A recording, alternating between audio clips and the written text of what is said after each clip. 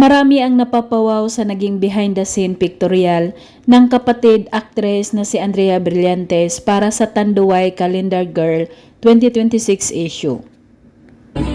Ganda. Ayan, ang ganda ng shine. Yan, ganda yan. Ayan na, okay na. And 1, 2. Ito ang kauna-unahan at mapangahas na ginawang pictorial ng dalaga na talagang nakatupis lang at ayon pa dito medyo kinabahan siya sa magiging outcome ng pictorial. Praktisan!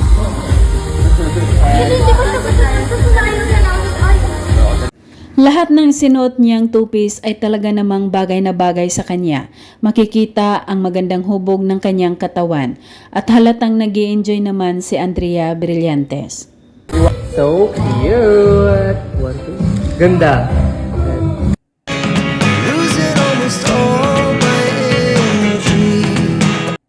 Samantala, lalong gumanda ang dalaga nang sinubukan nitong lagyan ng kulay ang kanyang buhok at kulay blonde ito, na lalong nagpapatingkad ng kanyang maliit na mukha.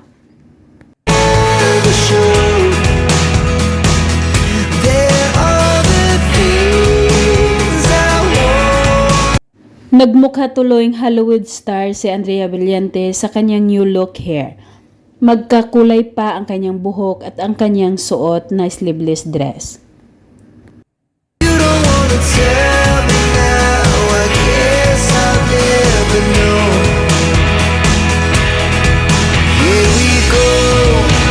Masaya at super satisfied naman si Andrea Brillantes sa kanyang napiling style at kulay ng kanyang buhok ngayon. Ito yung super bagay sa kanya sa lahat ng mga hairstyle na ginawa niya.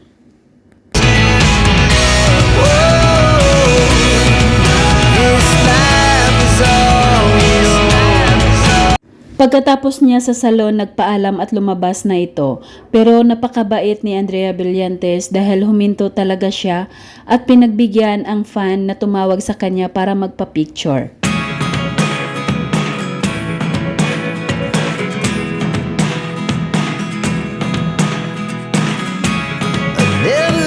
Same kulay pa rin ang kanyang buhok pero this time ay pinakulot naman niya ito. Nilagyan ng hair extension at bagay rin naman sa kanya ang curly hair.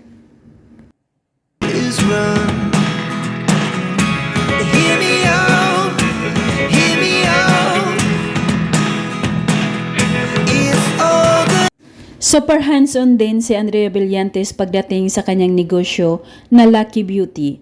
Dumating na napakaganda ang dalaga sa venue kung saan gaganapin ang kanilang live selling.